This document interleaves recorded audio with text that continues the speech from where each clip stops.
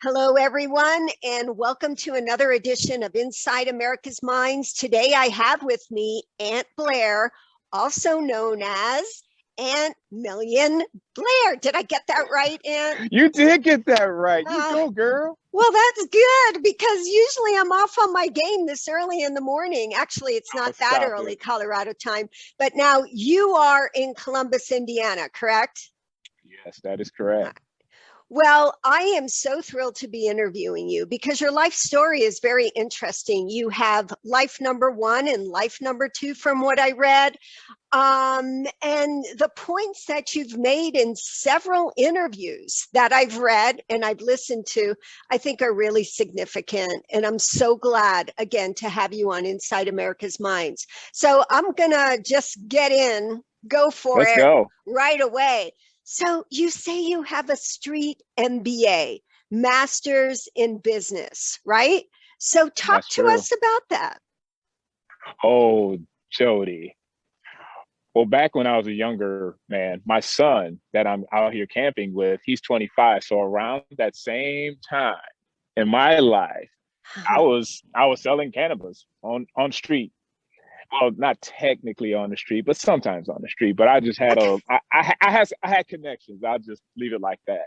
And that experience of earning illegal money, it so Okay. prepared me for when I made the jump over to quote unquote legal money. Again, learning things like business savvy, marketing, sales, logistics, people management, all of that Okay. stuff that I learned on this side of the fence was my Yeah, street on the MBA for when streets. I hopped. Exactly. So then when I Okay. hopped on the other side of the fence, I had all of the tools that I needed and I didn't even know.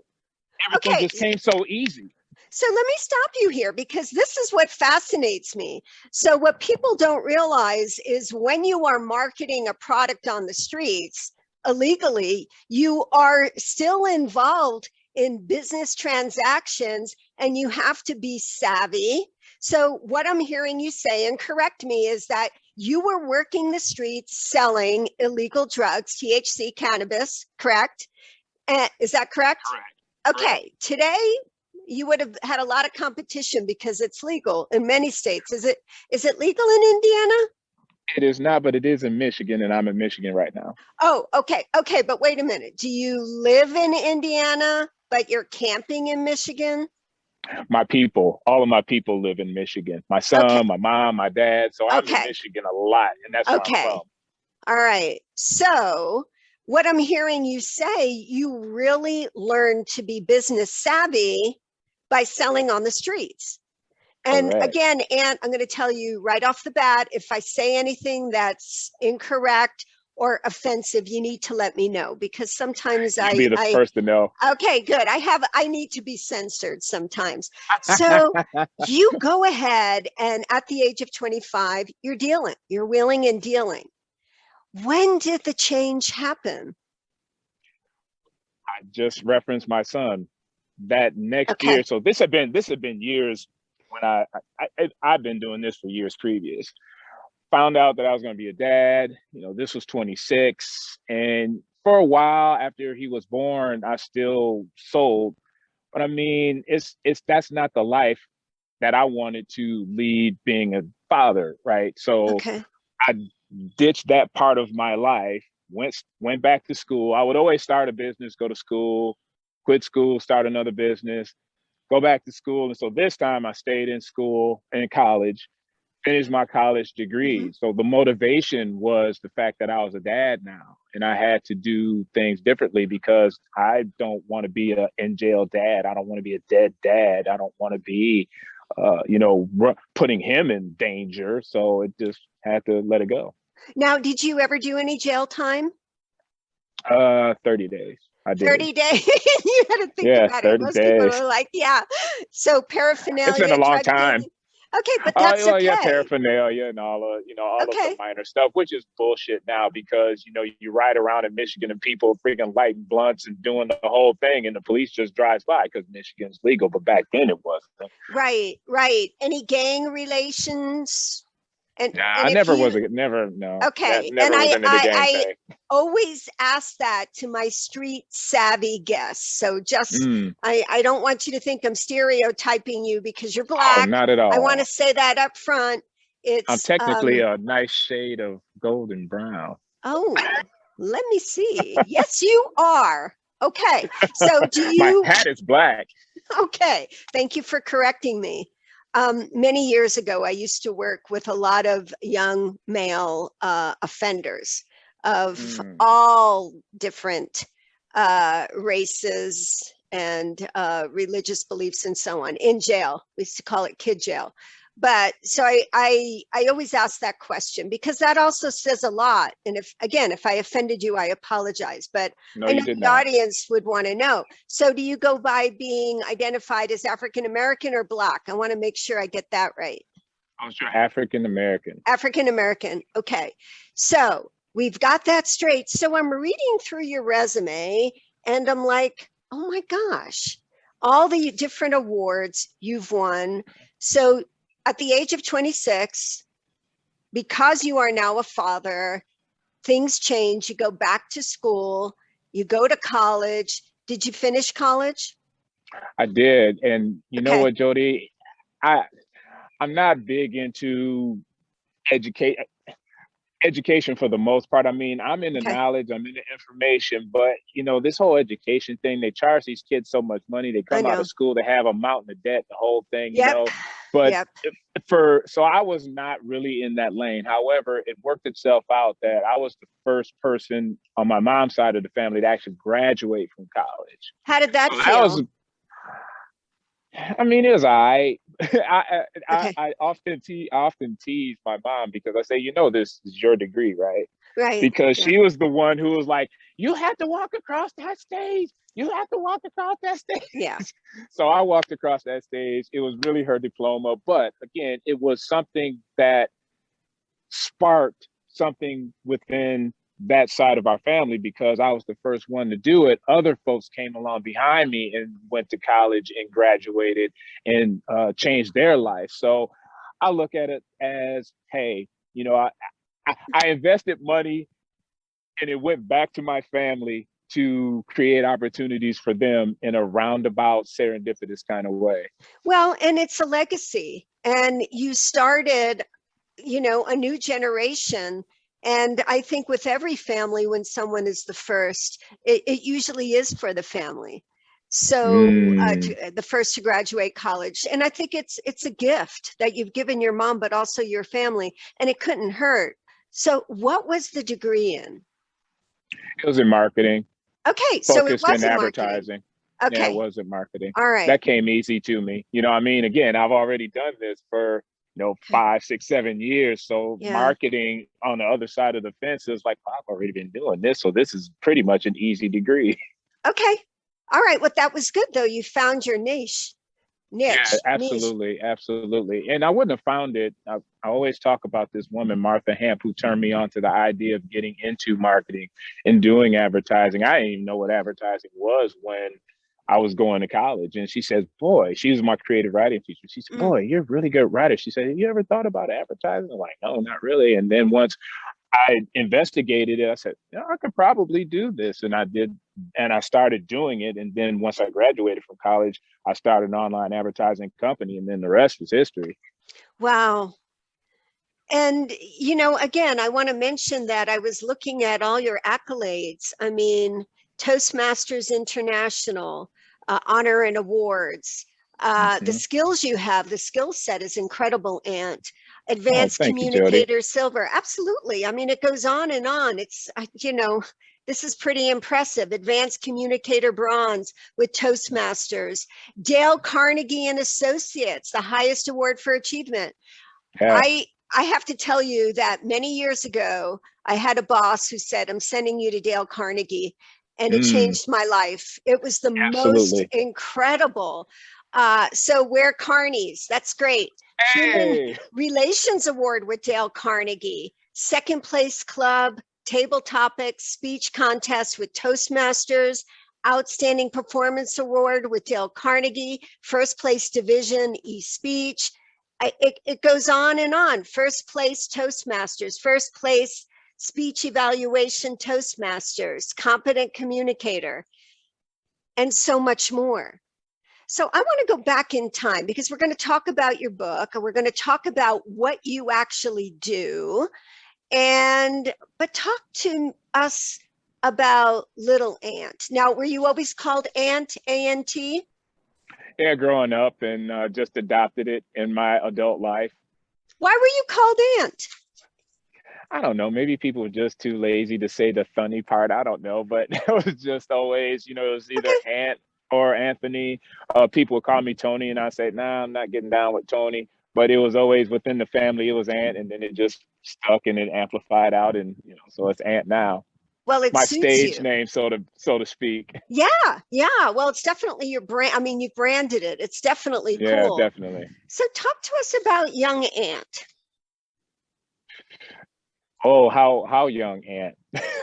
Your first memory. Let's start there.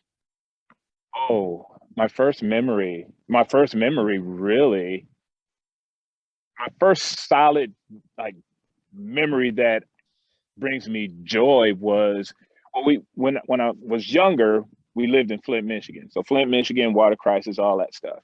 The water crisis. Okay, tell us a little bit about that. I'm very familiar with that, but I don't know if all of our audience are. And you called it Mean Flint in one of your interviews. Oh, Mean Streets. Yeah, the Mean Mean Street, Streets Flint. of Flint, Yeah, Michigan. Yeah, Mean Streets of Flint, Michigan. It's a sad thing, Jody. Okay, this will go back to young memory. I remember as a young person, Flint, Michigan had its bad pockets. I mean, we lived next door when I was really, really young. We lived next door to some heroin addicts. And one day one of the kids, they had kids. One day one of the kids come knocking on the door. At least this is the story my mom tells. Kid come knocking on the door, says dad won't wake up. She goes over there. He's dead with a needle in his arm, OD'd. Oh, And wow. there was parts of every city has its rough parts, and my Yeah. mom and dad, once they got on their feet, they moved out from that area. My first good young memory is of Flint when it was thriving, and there was business, and people were making money, and it was just so vibrant. But then when General Motors left and did the whole thing, oh, we're just going to start, making stuff in Mexico. And then they started shutting down shops, and people don't realize that, this big automotive manufacturer, I mean, we have water around us. So, I mean, they're not treating the environment well. And this majority African-American population. And we could talk about that for 2-3 hours and still not get through the whole thing. But just this convergence of these different factors just took Flint down. So when General Motors left, and there were people who were unemployed, and that's about the time when the crack epidemic popped off, and again, just this confluence of all these different factors.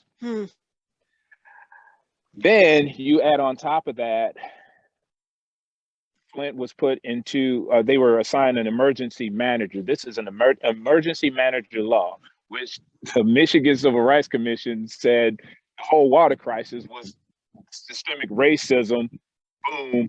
And the elements of that systemic racism was the appointment of these city managers, people who aren't even in the community. They get brought in, and those people make decisions for the people in the city, the people who the elected officials, the people elected, they have no say. And so all of this happening in the decision that they made to switch the water, the lead leaches, the contaminants and the lead, they leach into the pipes. People are drinking it, they're taking showers in it, and it's toxic. It's literally toxic water. What year is that, Ant? Do you remember, or what I want to say it was 2016. I want to say it was 2016 okay. when it actually, yeah, it was 2016 when it hit the cover of Time magazine. Okay, so, and would you say that they kind of like figured that the population was expendable because it was minority? I don't necessarily want to take it that far, but I will say that the folks did not take the wants, the needs, the requests of the people into consideration, nor the environment. And when I say they, I say the city officials, I say the corporations who are there, who were damaging the environment, who was creating an environment for people to literally get sick. And they say that the problem has been resolved, all the pipes have been put in there. Let's say that's true. You still have a trust issue with the citizens, right? So they're saying, yeah, go ahead, drink the water. And people like, that's what you told us last time, and look what happened. So even if the situation is resolved, there's still a trust issue that they don't care about. And when I say they, I'm talking about the city officials, I'm talking about the state officials, I'm talking about the corporations who, again, contaminated our water, contaminated our land in that area.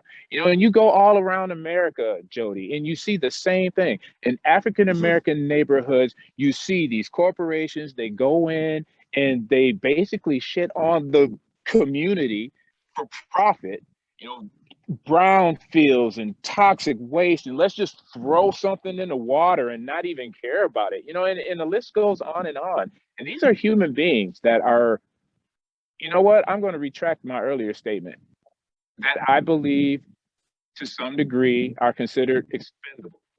So why do you think these major corporations actually move into African American communities? Why do you think they do that? Why do they target, or is land cheaper? What do you think's going on with that? I say the land's cheaper. So you figure redlining and, redistricting and all of those things that affect property values. You can roll up into a low income area. It's all the time. They talk about gentrification. And I used to be real heavy into the craft beer scene. And I even saw it in that industry, Really? booming industry, a lot of people making money off of beer. I noticed that quite a few breweries will open up, in a area that's majority African American because the land is so cheap. The buildings are abandoned, so you get the building for so cheap. So these companies, they'll roll up in there and buy this cheap land, and then they build up, and they bring in the people who are working low income or don't have a job, and they pay them, dirt for wages. So it just works all the way around for those folks who are profiteering. But in the end, it really doesn't, they say it helps the residents, but not as much as they would lead us to believe. Well, I have a few questions. So did anybody in your family or anybody you knew suffer from health issues due to the contaminated water? Oh yeah. I remember they have a big race in Flint. It's called the Crim Road Race, and it's a Boston qualifier. So a lot of people go. And so I was there, my ex-wife was running in it at the time. And, I bumped into people. This was during the early stages of the water crisis as known to the masses. And I was bumping into people at this event. And I'm saying, oh man, I haven't seen you in a long time, or, I haven't seen you, wow, da-da-da, what's going on with you, da-da-da, how are you handling this water thing? They're like, man, all I could do is, just drink it and, pray over it, hop in the shower, pray before I hop in the shower type of thing. But, skin issues, the lead, people who are, I wouldn't necessarily say close friends, but people that I know, and some people who are friends of mine, definitely affected. Like I said, high lead levels and skin problems and hair problems. Children, any yeah. neurodevelopmental problems, learning problems? I don't really know anyone personally or any young people who have been affected by that personally. But I can say that they have, in some of the kids, they've seen lead levels that are ridiculously high, and we'll know. And they say we won't know the effects of that until they get into their adult life. You had said it was in a Bloomington. Bloomington was, I believe it was an interview you did. You had said, I believe that there has never been a better time in history for African Americans to claim equal rights and economic opportunities. Do you believe that today in 2021? Absolutely, I do. That was my TEDx talk that I did in Okay, Bloomington, that's Jody, right. and Yeah, that TEDx. was quite an experience too. And absolutely, I do. Um, I used to be the person who would be like, oh, you know, Whitey, oh, the man, you know, oh, you know, all this and all that, you know, point the fingers and, you know, complain and blah, blah, blah. You know, but then there was a book that I read that really blew open my paradigm and made me change my, basically made me change my glasses. Mm. And the story was Black Fortunes is the name of the book. And it's a story, it's a book that talks about the six, I want to say, six or seven, six, well, let's go with six.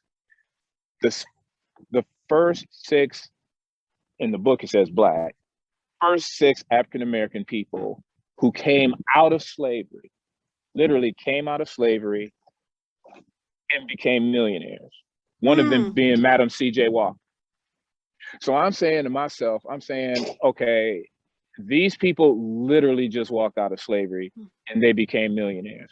There's no, for me, there is no excuse for me to not have the success that I want, to not live the life that I want. There's no excuse. If anybody had it bad, they had it bad, and they were able to make it, and they were able to make it work. I mean, exponentially work. And some of the stories in that book, when they say this is how much money they had then, but if you took it to today's money, I mean, they were multi-millionaires, some millionaires several times over. And then I also started looking, I said, well, I'm sure Oprah doesn't suffer from too much of the effect of, you know, systemic racism or anything like that. And I said, well, geez, what about Jay-Z? You know, I'm looking at all these people who have made it from dismal, deplorable circumstances. And I mean, they're billionaires. Oprah, billionaire. Jay-Z, billionaire. Dr. Dre, billionaire. There's no way, Jody, that they should be billionaires based on where they came from. Based on, if the system is so oppressive, how did they slip through? Is that a glitch in the matrix, or is that just mindset and motivation? And so I come up with the fact that is mindset and motivation. So when you ask the question, there's never been a better time, there's never been a better time. I can go and drop into the capitalist system that runs the world and make money and not have to worry about what happened in Tulsa with the Tulsa massacre.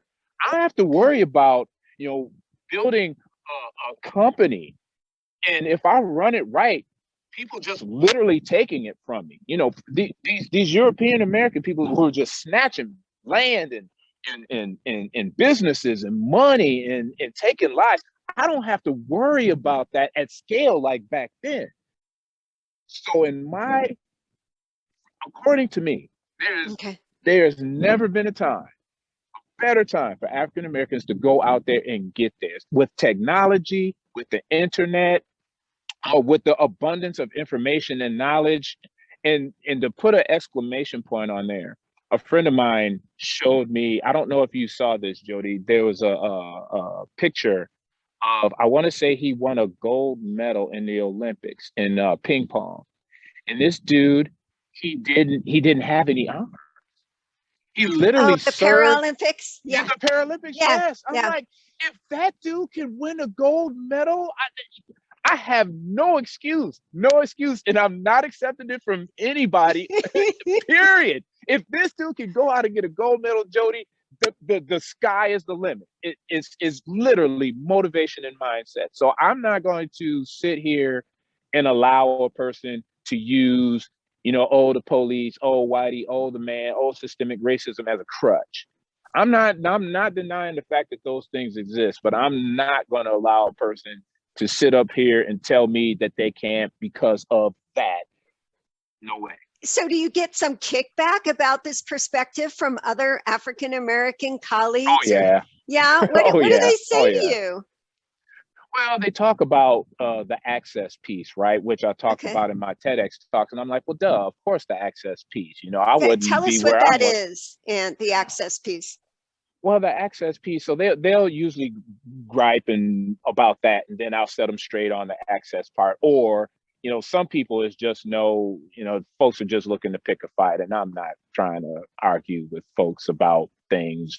Look, if that's how you believe, hey, cool, this is where I'm at, cool, we can agree to disagree, and hopefully we can share a beer and move on. Hmm. Access. It took me a while to really be able to articulate this well, Jody. For me, when I talk about access in that TEDx talk, it's that old adage, you know, you teach you give a man a fish to eat for a day. You teach a man to fish to eat for a lifetime. You know, and for me, that's what I see access as being, right? So people are, you know, well-meaning people, they're happy to write a check for whatever, you know, whatever philanthropy, whatever cause, whatever thing, you know, out of their excess. Programs, government programs, things like that, they give people money or resources or whatever out of the excess. What I don't see a lot of is people teaching folks. So well, let's just take the philanthropy folks and the government and lump them all into a ball and say, hey, you know, they're just giving out fish. Fish, fish, fish, fish, fish, fish. Hey, you need a fish, just like Oprah. You get a fish and you get a fish and you get a fish and you get a fish. Everybody gets a fish. Nobody says, okay, I'm gonna give you, I won't say nobody, but a majority won't say, I'll give you some fish because you need some fish, but I'm also going to tell you how to bait the hook, you know, how to set up the pole, to cast the pole at to find the fish, you know, what kind of weather conditions you can need to look for, the best times to fish. There's not very many people doing that. And that, like I said in my TEDx talk, it creates dependency and weakness, because now all of a sudden, I love fish and I'm going to keep going back and get fish. And that's the only thing I know how to do is go and ask for fish, hold up a sign and ask for another fish, hold out my hand, get another fish. If that same person was taught how to fish, that's access to information. Okay. If that person knows how to fish now, eventually he's not going to be asking for fish because he can get his own fish. And then the next piece is he goes to his homeboy or go to his homegirl and say, hey, I learned how to fish. Let me teach you how to fish. That's access. Access is, hey, let's help people in need. Absolutely. If people need help, let's help them. But let's not cripple them by continuing to give them help. Let's empower them by teaching them how. And then once they know how, and they've been sustained through that learning period, they can do their own thing to get their own thing going, or to make their ends meet, or, you know, build up whatever it is that they need to build up. And then teach the next person, you know, each one teach one. So again, it's the whole idea of excess being a thing that creates dependency and weakness, where access it empowers people. Access empowers people. Okay. And it frees people. So I have to have you mentioned the Tuskegee, the massacre. Yeah. The Tulsa, I was thinking of the Tuskegee experiment. Yeah, that was devastating. Oh, the Tuskegee experiment. Oh, yeah. So the Tulsa massacre, can you just briefly enlighten people about that? Because I know part of the audience may also be questioning that. What was that? And I think it deserves to be acknowledged. Sure. Well, the cliffnotes version of it is, you know, a group of African-American folks, geez, I can't pull the time period out of my head, but it was, you know, after emancipation and all that. Okay. Come to Tulsa. I can't remember the exact, there was a district that they had that was very, very vibrant. African-American folks, business owners, shopkeepers, tradespeople, building up this city. They're literally their own city. And it was thriving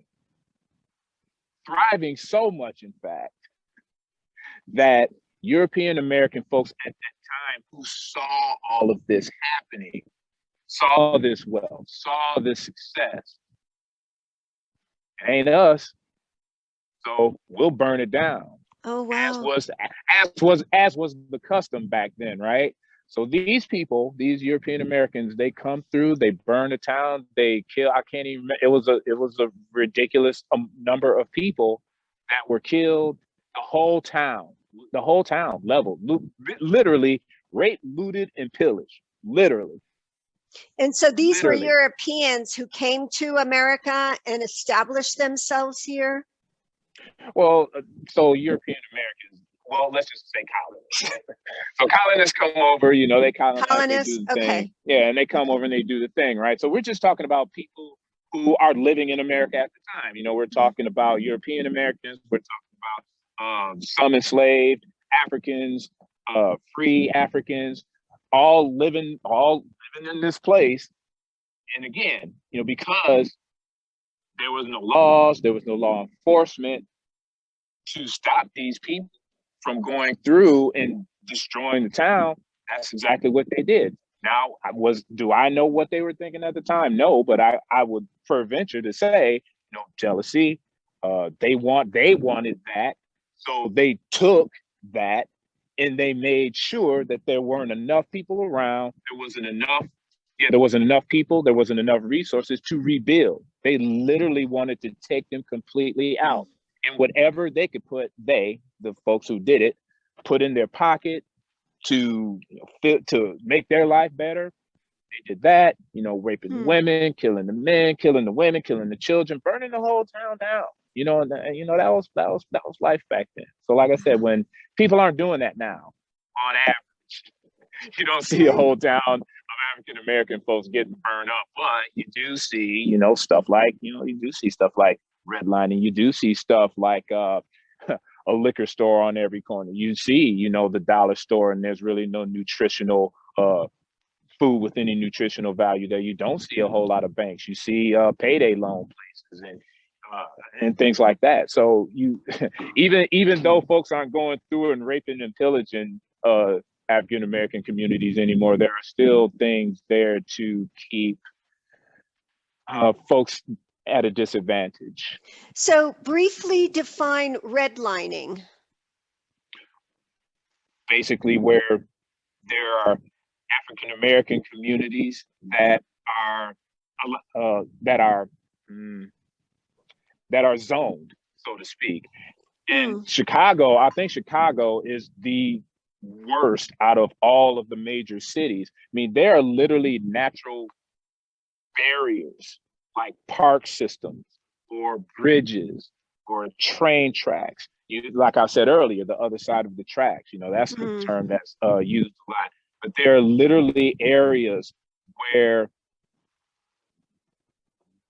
the housing, the resources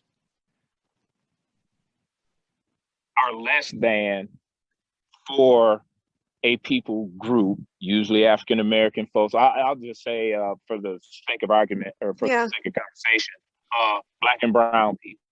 Okay. African Americans, Latino Americans, and what a lot of people don't talk about either is very, well, I won't say very, but poor European Americans.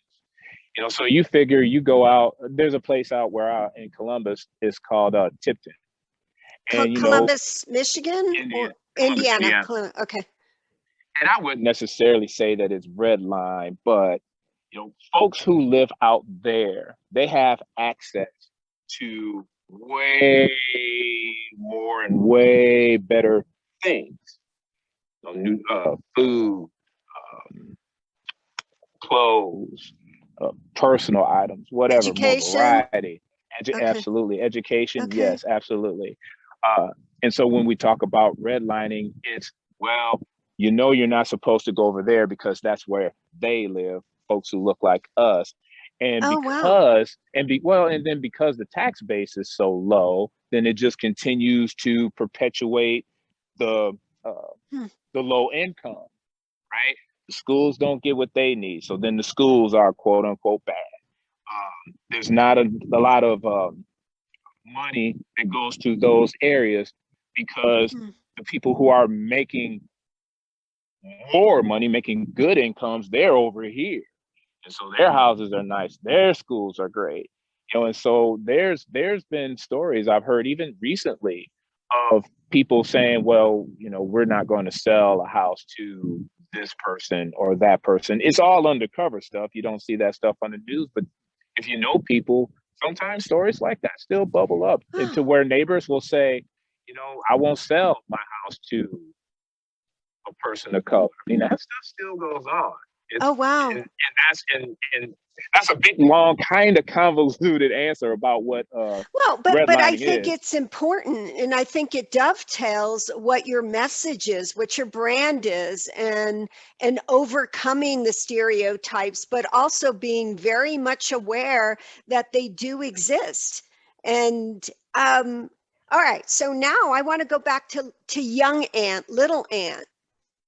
We were talking about you growing up on Mean Street, Flint, Mhm. Michigan.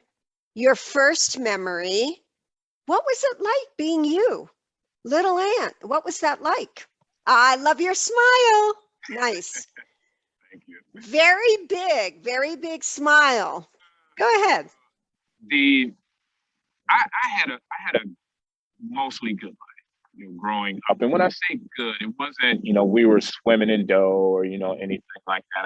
I just, in Michigan, my best friend in life, he still lives here.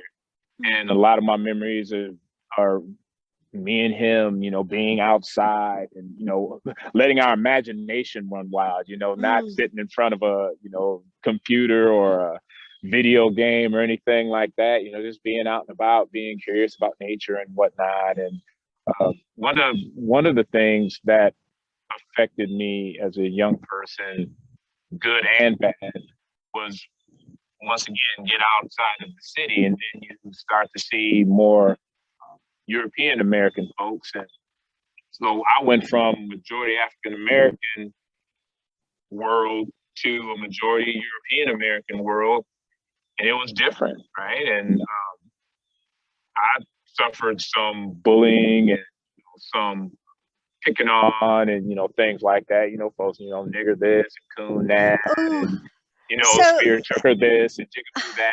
a So spear I chucker, learned. that's a new one. I haven't heard that one. Oh yeah, But porch monkey. All those things I heard, right? But that's so. So that was a bad thing. But I was in fisticuffs more than I would like to admit. But that whole idea of, I guess, mindset and motivation, because I started proving myself. And I mean, I guess that's maybe why I have so many accolades, because I like trophies and I like proving people wrong about not well, only me, but people who are like me at large.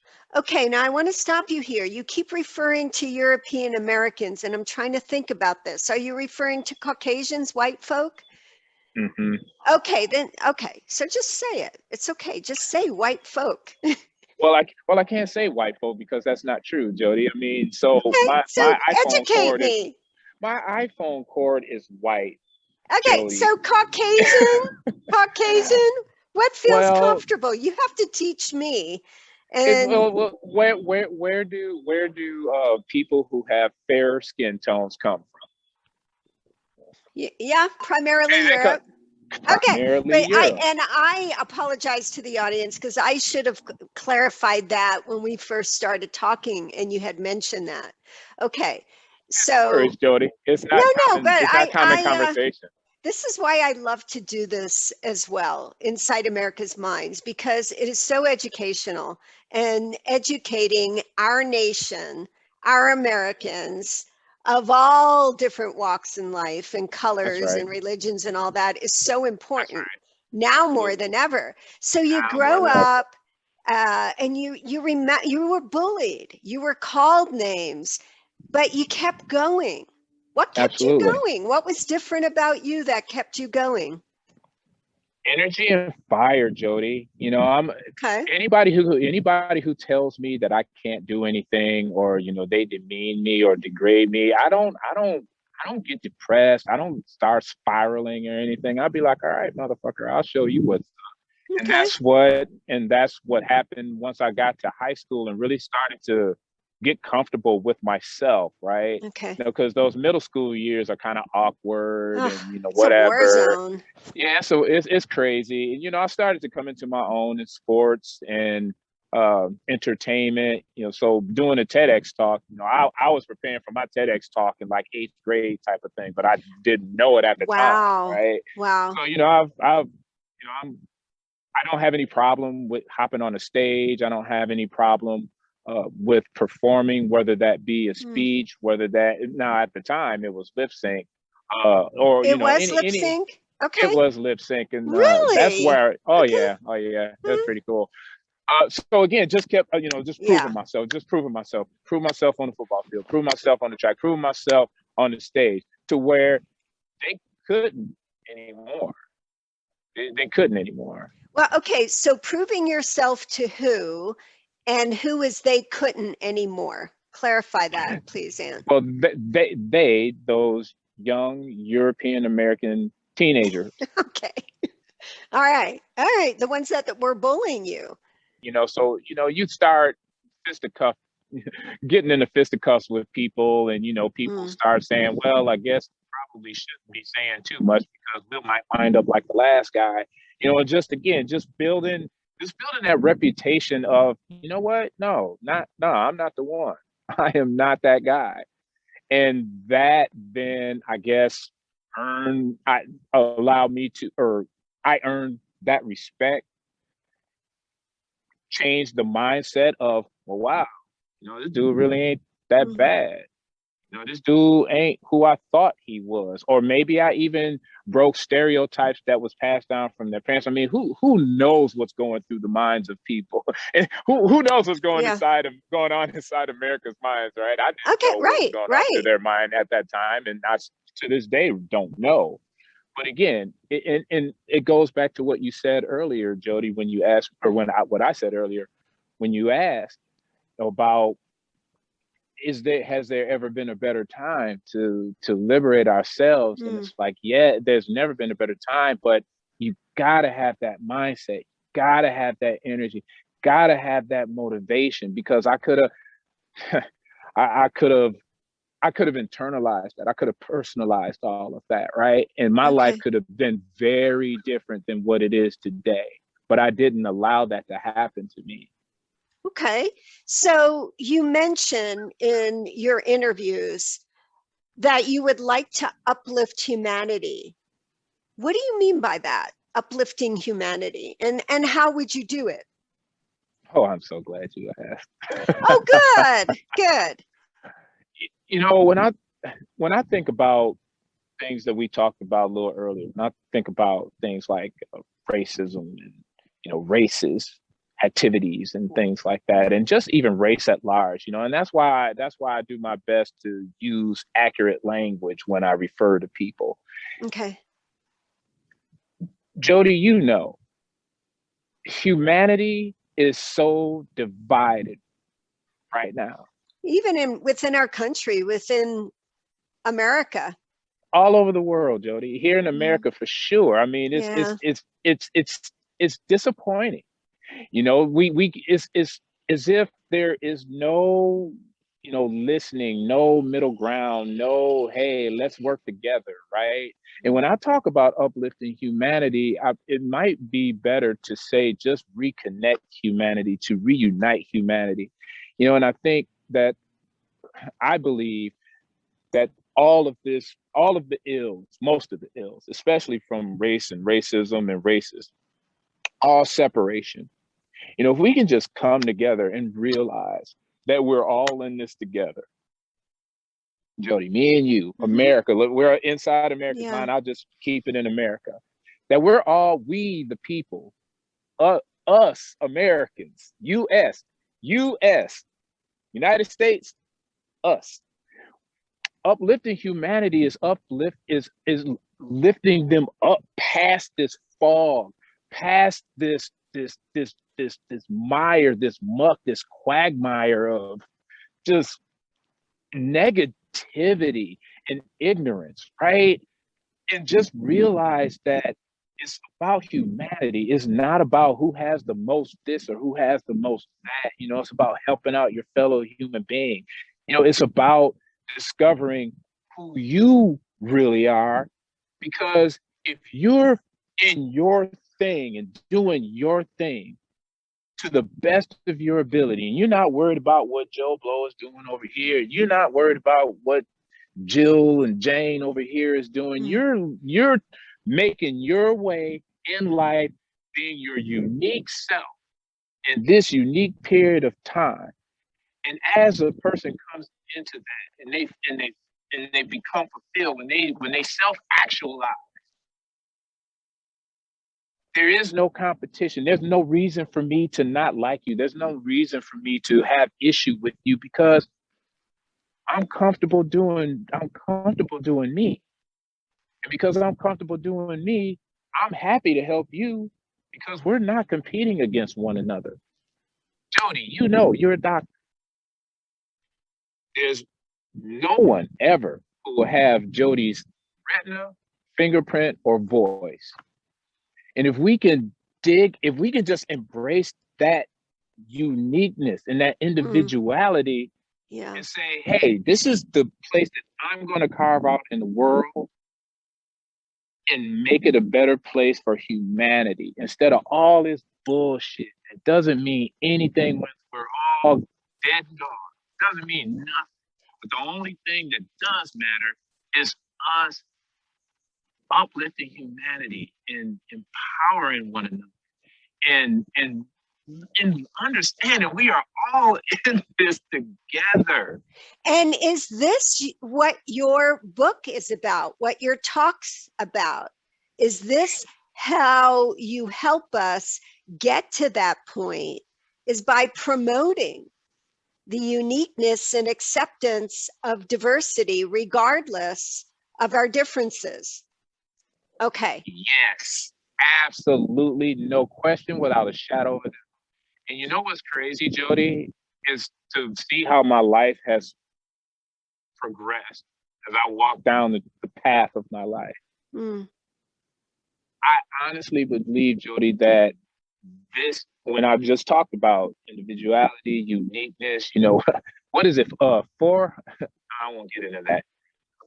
But just that uniqueness, I say to myself, this is why I was put here, right now. I've learned all of the things that I've learned. I've bumped into all the people that I've bumped into to do this thing. I believe that I was uniquely made to do this thing. Okay. So the best decision today in the history of your life that you've ever made, the best decision you've ever made, Ant? Wow, the best decision that I've made. I would say the best decision that I've made, rolling it all the way back to the beginning of the podcast, is just making the decision to make the jump. From street entrepreneur to Main Street entrepreneur. Okay. That was the best decision that I made, because that opened up more doors for me than I ever thought could be opened up. And I wasn't doing too bad in that life. I mean, I was not struggling. I mean, I had a good life, but it wasn't my best life. And if I would have stayed in that lane, I probably wouldn't be here talking to you. I probably wouldn't be here, spending time with my son out here in this beautiful nature. It's you know beautiful. What I mean? So it was, it really, oh, Jody, I wish you could be here. It's I would be fishing if I were there. I'm looking at the lake behind you, and I love to fish. And outdoors is my thing. So the worst decision you ever made in your life?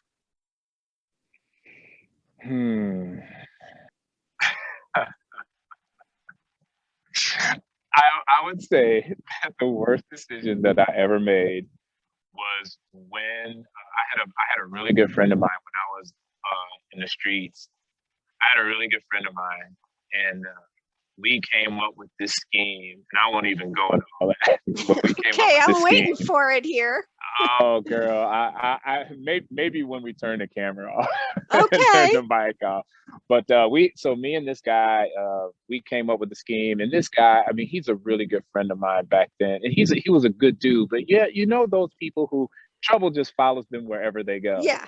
Yeah, I He see was some that. of those people. Yeah, That's it's tough therapeutic intervention with them. It's like, what were you thinking? And they usually say, I wasn't. But go I ahead. wasn't. exactly.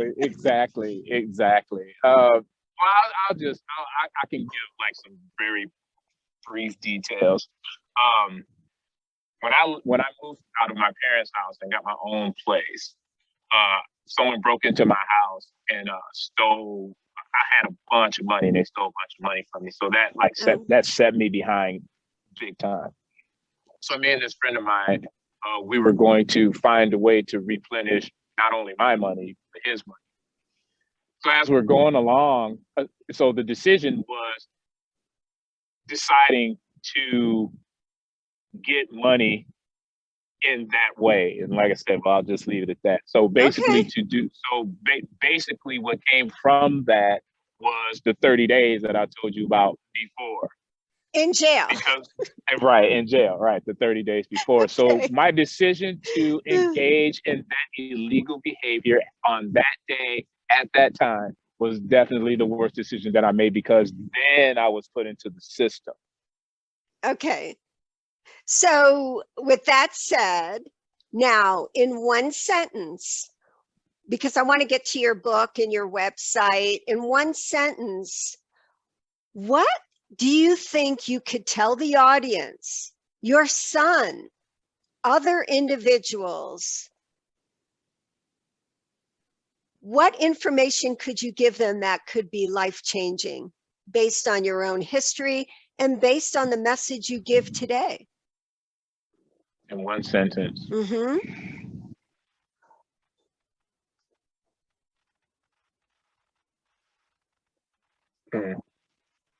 Make it your goal in life to live life to the fullest and have no regrets. Make it your goal in life to live life to the fullest and have no regrets. Okay. Your book, tell us about your book. The first book that I wrote is Smart Ads. It's making money online using clever words and ideas that pay.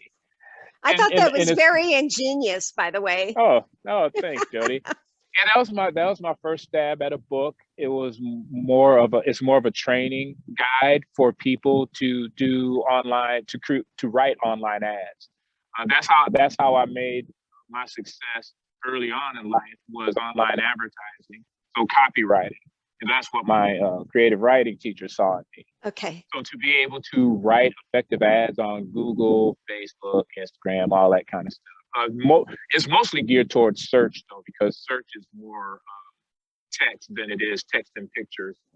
So how a person can create ads that take people to their website or their app and convert those folks into customers. So say the name of the book again. Smart Ads. Ads using clever words and ideas, making money online using clever words and ideas that pay. So if you type in Ant MillionBlair Smart Ads on Amazon, right? That's what I'm looking at. Yeah. Yeah, you can buy that book. It's on Kindle. It's on Kindle and paperback. So I also want to mention that you did an incredible interview, Universal Grace, and the title was Changing Lives Through Access. That I encourage people to listen to. That was a good one. I enjoyed that podcast. Your website, how can people reach you? Sure, antblair.com. AntBlair.com. Yeah. I have to say, this has been wonderful. Thank you for the privilege. Oh, I've been looking forward to this for a long time. You know how eager I was, because I hopped on I thought we were earlier, and I was like, I'm waiting on you, Jody, to hop into the Zoom meeting. Well, I know, and I was like, oh my God, did I screw up? Because I do that, right? And but I'm just glad at that time. well, but I'm just glad we were able to connect, and this is Jody. wonderful. And I want to thank you so much. And one more time, how people can get a hold of you. Absolutely. AntBlair.com. AntBlair.com. And hey, if anybody wants to reach out, I have a Calendly link on there, and they can schedule a 30-minute one-to-one. Okay. No obligation, no, won't cost them anything. It's, hey, let's connect, let's talk, let's see what we can do to change the world together.